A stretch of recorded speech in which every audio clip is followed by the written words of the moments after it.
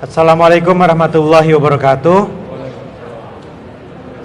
Baru saja kami Forkopimda bersama-sama melakukan pembahasan terkait dengan status zona merah yang ditetapkan oleh gugus tugas nasional kemarin. Yang pertama, berdasarkan data, memang kasus positif COVID-19 di Kota Bogor 2 minggu terakhir menunjukkan lonjakan yang cukup tajam. Ini disebabkan karena mitigasi infeksi atau tracing kita yang pertama, dan yang kedua disebabkan juga karena testing kita yang masif, yaitu swab yang masif. Dari data swab positif yang ada, kita mendapatkan beberapa data.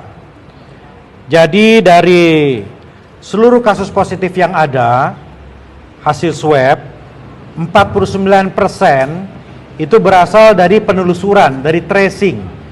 Jadi penelusuran orang yang positif itu ada 49%. Yang kedua adalah orang yang memang gejala kemudian minta di swab, itu 24%. Yang ketiga adalah swab masif di tempat umum, di tempat pekerja, kantor, pasar, dan lain-lain, itu 18%.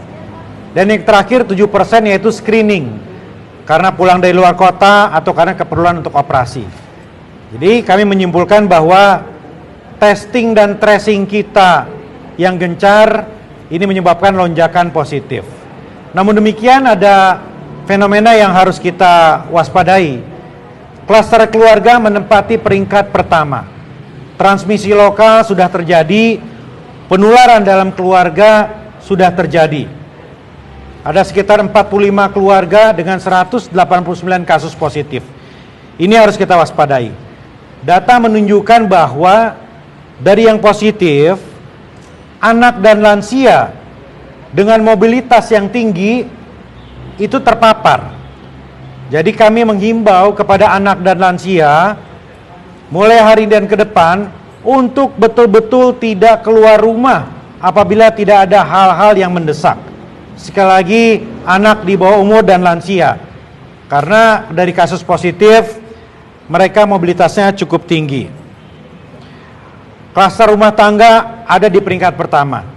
Nah, karena itu fokus kita Bapak Ibu sekalian adalah kami Forkopimda bersepakat mulai besok kita akan menerapkan pembatasan sosial berskala mikro dan komunitas.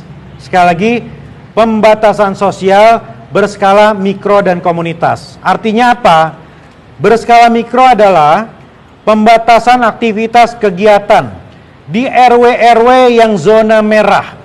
Di sini aparat ASN, TNI dan Polri akan melakukan pengawasan ketat kegiatan-kegiatan di zona merah ini. Jadi tidak boleh berkerumun, mengadakan aktivitas, diminta untuk tinggal di rumah kecuali untuk keperluan medis dan pemenuhan kebutuhan pangan. Jadi ini adalah skala mikro di RW-RW. Kami sudah mendata RW yang merah di mana saja dan bisa dilihat diakses di situs resmi kami tentang COVID-19. Kemudian pembatasan sosial berskala komunitas artinya adalah wilayah yang tidak terjangkau oleh RT RW, pusat perdagangan, mal, pabrik, kantor, dan lain-lain. Dan kami akan melibatkan komunitas ini juga untuk melakukan pengawasan yang ketat terkait dengan protokol kesehatan. Pemerintah kota Forkopimda bersepakat untuk membatasi jam operasional semua kegiatan di Kota Bogor. Jadi mal, restoran, kafe, rumah makan diminta untuk tidak buka setelah jam 6 sore setiap hari.